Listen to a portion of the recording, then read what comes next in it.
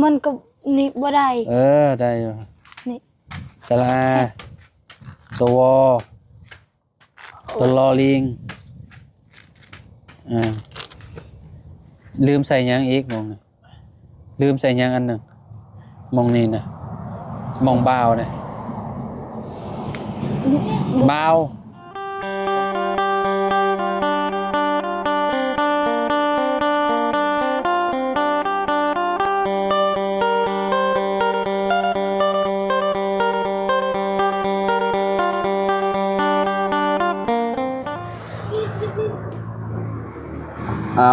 สบายดีและสวัสดีเนาะพ่อแม่พี่น้อง FC เบิร์ดสุขุสู่คนเนาะบ่ว่าสิอยู่ในและก็ต่างประเทศพี่น้องมาพบมาพ้อกันกับเฮาคือเก่าคือเดิมพี่น้องเนาะอยู่พี่เด้อพี่น้องเนาะอยู่บ้านน้องไซมื้อนี้พี่น้องเนาะยามแรงๆพี่น้องเนาะมาเฮือนน้องไซเนาะกินข้าวกินน้ำอยู่พี่มื้อนี้พี่น้องเนาะมากินข้าวรวมพา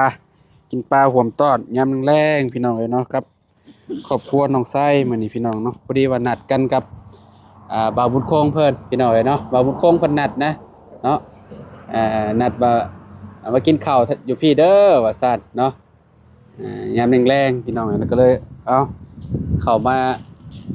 พี่แหละพี่น้องเนาะอากาศหนาวๆเนาะน้องไส้เพิ่นก็ฟิงไผอยู่พี่น้องอ๋อสบายดีเด้อเนาะโอ้ภาพขึ้นเหลืองแท้นี่ฮะเป็นน้ำโทรศัพท์ข่อยบ่นี่โอ้เนาะโอ้พี่น้องเนาะกำลังตกดินแล้วได้พี่น้องเนาะ5 โมงสิฮอด6 โมงแล้วมั้งนี่โอ้โกย5 โมงยังบ่ครึ่งซ้ำพี่น้องตะเว้นตกแล้วว่าบุญคงกับมาตะเวียกพอดีเลยนี่เนาะมีหยังเด้มื้อนี้เนาะนัดกันไว้เมนูโอ้ยออมนูเนาะปิ้งเอาซะเนาะก็อยากกินมีแบบสดร้อนๆตอนนี้นะแบบว่าอากาศหนาวๆแบบนี้นะน้องไซเนาะซื้อมีมากินกับน้องไซนี่แหละพี่น้องเนาะมือค่อยตายเลยฮะเป็นหยังมันหนาวมือจนจังเนาะพิงไฟลายกับคิ้วพี่น้องเนาะเสื้อผ้าเนาะไซเนาะแม่นบ่คงชาซีดน้ำหอมมาหอมแม่นสีน้ำหอมมาพิงไฟนี่คิวขับเป็นยังเลยพี่น้องเนาะอันนี้ไฟก็คือแบบก่อกำลังสิปิ้งหนูพี่น้องเนาะปิ้งหนูปิ้งยังหั่นแหละพี่น้องเนาะตอนนี้มันยังบ่เป็นท่านพี่น้องเนาะอากาศก็หนาวโอ้นุดดาไปพี่น้องสุขดาวเลยโอ้มันยังนี่สิไปใส่กั๊บบ่นี่น่ะฮะไปใส่กั๊บบ่อีล่ะโอ้ยเนาะพี่น้องกูแต่ว่ามันแทงคนนั่นนี่ใช่นี่อันนี้นะพี่น้องเนาะลินมีละจะหน่อยชิตกได้คานไปเลยคานได้แล้วก็คานไปตลอด24 ชั่วโมงครบ1 ปีกับจักมื้อแล้วนี่ว่าน้องเจ้านี่แล้วเนาะโอ้ยเริ่มคานแล้วเจ้าน้อยก็ย่างแล้วนี่พี่น้องเนาะดื้อแล้วสันนี่โอ้ยควันแท้นี่ควันไฟเข้ามาทางนี้พี่น้องตอนเช้าเจ้าก็ไปโรงเรียนอยู่บ่ใช่เลยไปฮะไปฮะไปอยู่บ่โอ้ยพี่น้องหนาวใครเนี่ยจะมีห้องน้ำอาบแต่ว่าบ่มีน้ำอุ่นนี่ก็อยากเติมนึงอยู่พี่น้องหนาวให้อยู่บ่น้ำคนน้อยนี่ฮะอาบตลอด24 ชั่วโมงฮะเด็กน้อยนี่ผิวเพิ่นยังอันนั้นพี่น้องผิวดีอยู่น้ำมันลายอยู่เนาะผิวบ่แห้งผิวหอกจนแตกหมดเรื่องเนาะค่อยนี่แม่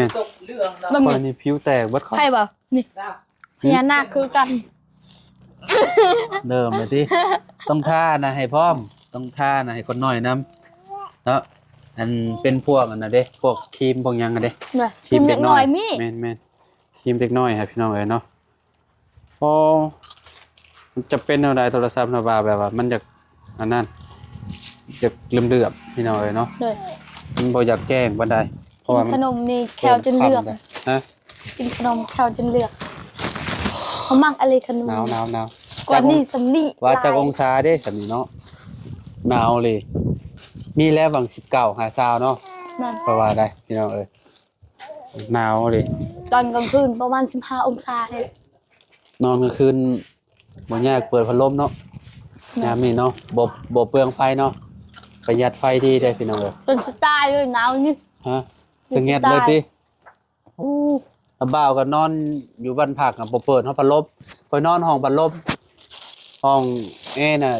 150,000บ่แม่นห้องแอร์200,000ห้องพัดลมน่ะ150,000นอนห้องพัดลมพี่น้องเพราะว่ายามนี้มันบ่จำเป็นปานใดมันบ่ได้ร้อนบ่คือช่วงเมษาเนี่ยว่านอนห้องพัดลมบ่ได้ดอกเหือย่อยช้าๆแล้ว บ่ อันนี้นอนห้องแอร์กับพัดลมก็ยังอะไรนอนห้องพัดลมก็ยังบ่เปิดพี่น้องเนาะผิดบ่ถูกอยู่โอ้ยเฮายำฮอนกับพัดลมกับบ่ค่อยได้เปิดปานใดก็เปิดอยู่ บ่เฮือนเจ้ามันใกล้กับห่มไม้อยู่กับโอเคอยู่อีกอย่างมันก็อยู่นี่กล้องตารางมันเป็นใต้ทุนเด้ เด้อ มันบ่ได้อันนั้นมันโล่งอยู่ อ้าวลิ้น โอ้คนน้อยอันนั้นดีๆหนาวพี่น้องเอ้ยเนาะ ไปดิไปดิน่ะ มาอยู่หม่องนี้ ไปดิก่อน อายมันเข้ามาก็คือว่าอบอุ่นอยู่พี่ ไป น้อง ดิน่ะ เนาะ ไปดิไปดิให้ขนมเลย ไปดิก่อนให้ขนมเลยน้ำมือไปดิ เราให้เด้ น้ำมือ โอ้ น้ำมือมา ใช้หนูน่ะปอพี่น้อยเนาะมีแต่โตใหญ่ๆเลยเนาะ ตัวละ30,000 กีบ ฮะ 30,000 กีบ คือถูกแท้ซื้อเอาน้ำไผนี่ ชื่อทำเรียกว่าเขามากันกลางคืนเนี่ยเป็นมาปลุกเห่ากลางคืนแล้ว โอ้มาขายให้ โดย ห่วยมันก็พอซื้อแล้ว3โต แม่น โตละ30,000กีบพี่น้อยเนาะ ใหญ่เติบ เบิดคือโตบ่อ๋อโตใหญ่นี่พี่น้อยเนาะ ตัวหนึ่งเขากินแล้วแต่ ใหญ่ เช้า คักดีนี่ก็เจ้าไปก้านแบบแล้วก็เจ้าก็มาพุกแล้วก็เจ้าเอามาขายให้บ่ ด้วย อ๋อคะ เมื่อ แน นั้น น ว่า เขาจะซื้อ30,000 คะแนนว่าเจ้าไปขายอยู่คืออยู่น้ำหม่องบ้านกะลูกน่ะโตหนึงนี่กันต่ำนี่มีแล้ววัง60,000พี่น้อยเนาะ โอ้แพงนี่เลยเนาะ 60,000น่ะบ่าวซื้อตอนนั้นน่ะ60,000 ดีเลยจะตามมันแค่ก็มี แม่นเอือบใส่เกลือแป้งนัวบ่มีบ่อน เยี่ยมเนาะ กระเทียมพร้อม ไปดีน่ะ กระเทียมบัวจิงไข่ตำใส่กันเอาคักแบบบางคนเลยเนาะพี่น้องเอ้ยมันจะหอม แล้วก็เห็ดอันน่ะปิ้งบางพริกแล้วก็ตำป่นบาดนี้โอ้ป่นบางพริกแล้วก็ใส่อันหอมลงไป เย็น แซ่บพี่น้องเอ้ยเนาะเพราะว่าอ้อมนี่เคยกินดูแล้วก็มันนี่มื้อนั้นก็กินอยู่เฮือนน้องซ้อนน่ะเด้เมื่อปลูกรถใหม่แล้วอะอันน่ะลุงเฮิมอ้อมให้กินผมค่อยซื้อไปกับบ่าวบุญบ้านป่าอ๋อพี่น้องสิโมงจนย่อยเนาะเป็นหวัดเจ้าไปหาพ่อเจ้าบ่หนาวบ่ว้าวบ่อยู่เซโปนน่ะ บ่หนาวเขาขับรถคอยไปไวนี่หนาวเลยแหละ สมบ่าวก็แรกๆว่าสิมาอยู่บ่วะคิดน้อยคิดใหญ่อยู่ เออ ก็เลยว่าไปแล้วแหละเอาไปกินข้าวแรงอยู่กับน้องไส้ก่อนบ่ ไม่ปัจจุแล ว้ายน้อง ไม่ เอ้ย ยาจู นับมื้อแล้วเนาะอากาศหนาวๆแบบนี้ แม่นไหม พี่น้องเอ้ยเนาะมันก็น้องไส้ โดย อาบน้ำอยู่บ่เจ้าเนาะ อาบ ตอนเช้าอาบเทื่อเดียวแล้วบ่ตอนเช้าบ่ได้อาบเนาะตอนเที่ยงอาบบ่ กระดูกก็อาบ เจ้าคือสิเก่งแท้ตอนเช้าก็อาบตอนแรงก็อาบ บ่ได้อาบจนเช้าบางมือ บางมือดูก็อาบบางมือขี้คร้านก็บ่อาบ อืม นาบ่าวโอ้เมื่อบ้านนี่คะแนนหนาวๆเนี่ยนาบ่าวบ่อาบบ่ได้ข่อย ค่อยอาบแต่เมื่อกี้นี่2 โมงอาบ2 โมงใกล้สิเข้า3 โมงโอ้แม่นใกล้สิเข้า2 โมง อืม อาบมันสระผมแล้วผมก็ยัง ใครทำบุญแล้ว อ่ามันคือเป็นจังซี่เนาะภาพพี่น้องเอ้ยเนาะ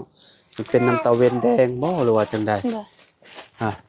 หน้าน้องไส้ก็แดงครึ่งอยู่พี่น้องเอ้ยเนาะพี่น้องเอ้ยเนาะโทรศัพท์เป็นน้ำโทรศัพท์แล้วโทรศัพท์ภาพให้กว่าโทรศัพท์1,000 ปีพี่น้องเอ้ย เออเนาะ บายบายนึงดาบายบาย ป่วยแห้งแล้วโทรศัพท์กันเนี่ยขี้ไล่ ป่วย ภาพแบบมันเป็นแบบเบอร์เด้เบอร์แบบมันมองงามหั่นน่ะจากน้องไซคนงามๆกลายเป็นคนขี้ไล่บาด ขี้ลายแต่เก่า คนในบ้านนี่บ่มาขายให้อโนนี่นะ โดย มาขายโตถึกๆพ่อกับพ่อซื้อแล้วพี่น้องเอ้ยเนาะมันก็บ่ได้แบบอันน่ะแพงเกินไปโตใหญ่ดีกว่าฮอตแคนนี่ คัน เนาะ อยู่บ้านป้าเฮาอยู่เพิ่นขาย20,000 เจ้าคือว่ากระเจ้าไปหาคือได้แท้เนาะมานนั่นเลยพี่น้องเอ้ยพี่น้องเอ้ยเนาะโทรศัพท์ก็เริ่มอันน่ะเท่แหละพี่น้องเอ้ยเนาะยามาเนาะตามการเวลาเนาะนนดาเนาะ การเวลาของ5วิธี เป็นอะไรกูมื้อนี่ห้ำเฮียนพอได้อยู่บ่ฮะอ่านบ่ออกเลยบ่นั่นนี่น่ะ เลย บ่ว่าบ่ได้จักโตบ่ฮะ ได้อยู่ หรือว่าจังใดหรือว่าเขียนเป็นซื่อ น้ำเฮานี่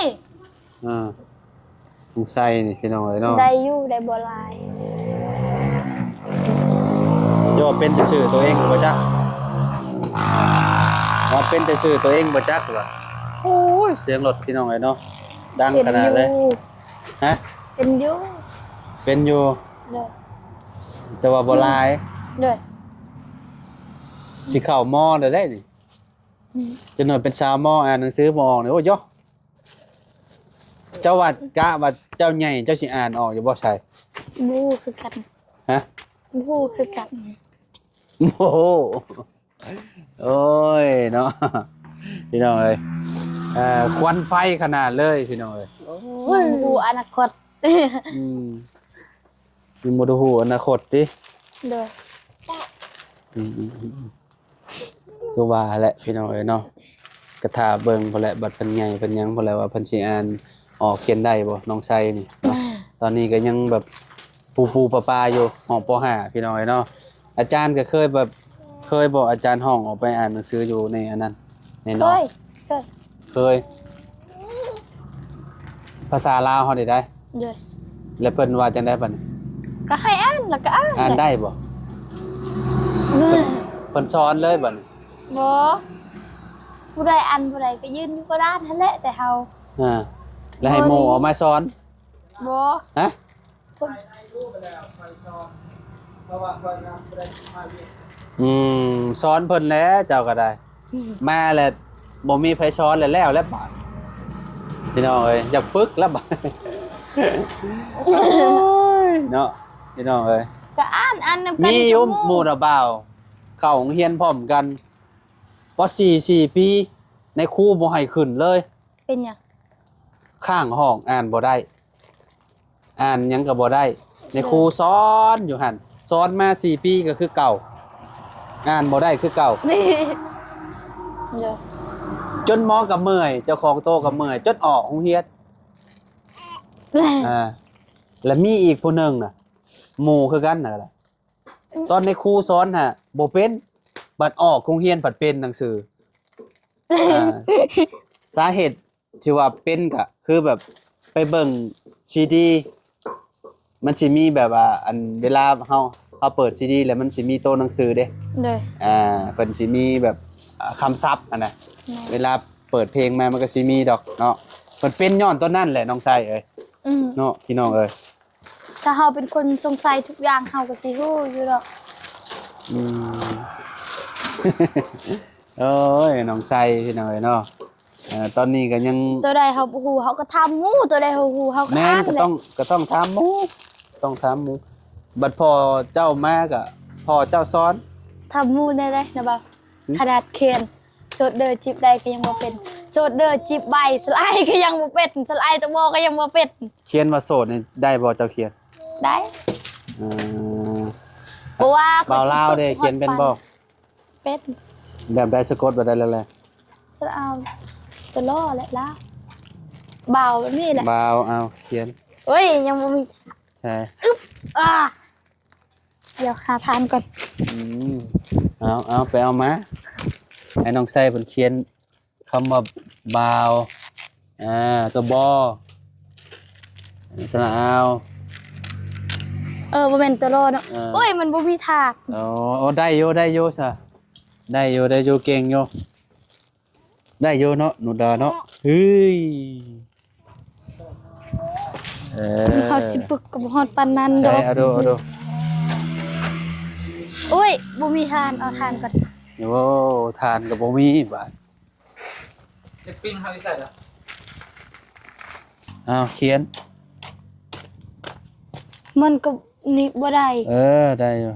นี่ สระอาตัววอตัวลอลิงลืมใส่หยังอีกมองนี่ลืมใส่หยังอันหนึ่งมองนี่นะมองบาวเนี่ยบาวต้องใส่หยังอืม พี่น้องเอ้ยเนาะก็ได้อยู่เนาะได้กับบ่หลายพี่น้องเอ้ยเนาะ เลย ก็ถือว่าค่อยๆไปพี่น้องเอ้ยเนาะคันว่าพอบ่ได้เฮ็ดเวียกเลยให้พ่อสอนนำหั่นแหละเนาะ เลย เพราะว่าใหญ่แม่แล้วก็ต้องอ่านออกเขียนเป็นแหละพี่น้องเวลาไปเฮ็ดเวียกเฮ็ดหยังก็มันก็สิสบายเฮาหั่นแหละเนาะมืดแห้งแล้วบาดนี้พี่น้องเอ้ยเนาะ สบายดีเด้อ ไปซะเนาะอยู่ดีมีแห้งพอโตแล้วเนาะพี่น้อง กิน ไป มีก่อนแหละ โดยเนาะ เลยส ไป บายดี หาลวกกินหมี่กับน้องไส้ก่อนพี่น้องเนาะเอาพ่อกันใหม่มืดแล้วพี่น้องเลยเนาะ